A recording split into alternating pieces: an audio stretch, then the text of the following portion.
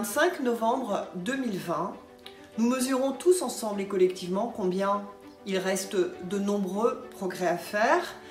Plus de 100 femmes meurent chaque année sous les coups de leurs compagnons. Plusieurs milliers de femmes vivent sous la pression de leur partenaire ou de leur ex-partenaire. Ça n'est plus acceptable et le gouvernement, l'ensemble des élus doivent participer à tout mettre en œuvre pour que la honte, pour que la peur change de camp. Regardons ensemble ce que sont les témoignages de nos territoires à travers des élus locaux et territoriaux. Chaque année, plus de 220 000 femmes sont victimes de violences conjugales notamment. Sur 32 000 plaintes, près des 3 quarts sont classées sans suite, souvent parce que c'est trop tard ou parce qu'elles ont été insuffisamment prises correctement. On a donc besoin, de former dans tous les commissariats, dans toutes les gendarmeries, des gens qui soient capables d'écouter, de prêter attention pour que les dépôts de plainte aillent plus vite et plus loin, mais aussi sans doute de permettre des pré-plaintes en ligne ou de permettre dans les hôpitaux, quand il y a des consultations, d'avoir un signalement, un recueillement pour qu'au moins l'affaire démarre et qu'on n'oublie pas. La délégation aux droits des femmes que je préside au Sénat travaille avec détermination pour lutter contre les violences faites aux femmes. Elle a fait de ce combat une composante essentielle de ses travaux et elle propose 1. de généraliser l'analyse rigoureuse et systématique par les parquets des registres de main courante, 2. de renforcer le suivi du contrôle judiciaire, 3. de mettre à l'étude l'extension de l'aide juridictionnelle aux victimes dès le dépôt de plainte et enfin de mettre en place des permanences de travail pour les juges aux affaires familiales comme c'est le cas pour les procureurs.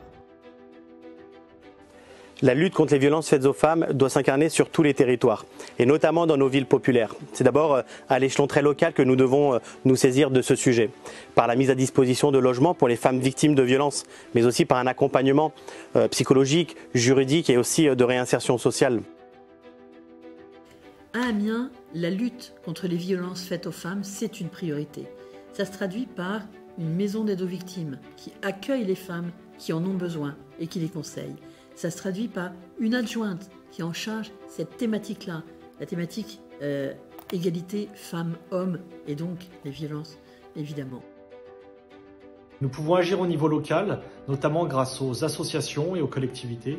C'est par exemple le cas en Auvergne-Rhône-Alpes où avec le Conseil régional, nous avons adopté un plan de lutte contre les violences faites aux femmes à travers des actions comme la mise à disposition de logements d'urgence ou l'amélioration de la sûreté dans les transports. Et les élus centristes soutiennent évidemment toutes ces initiatives qui correspondent pleinement à nos valeurs humanistes. Le 3919, qui est une institution dont vous savez nous parlons beaucoup en ce moment, parce qu'elle a besoin de pouvoir développer sa capacité à écouter, à entendre les femmes dans l'urgence, doit être aussi soutenue. Enfin, le message que je veux passer, c'est tout simplement, plus que jamais, soyons à leur écoute. La situation n'est pas forcément meilleure qu'elle n'était il y a plusieurs années, bien au contraire, elle nécessite notre attention, elle nécessite que nous soyons, en ces périodes, encore une fois, solidaires de ces femmes. Chef de file de l'action sociale, le département de la Mayenne a fait le choix de recruter des intervenants sociaux au sein du commissariat de police de Laval et du groupement de gendarmerie de la Mayenne pour mener des actions de proximité afin de briser le silence et dénoncer les violences faites aux femmes. La journée de lutte contre les violences faites aux femmes, elle a 60 ans. C'était en 1960 la première fois. On a progressé, et surtout après le mouvement MeToo, mais pas suffisamment.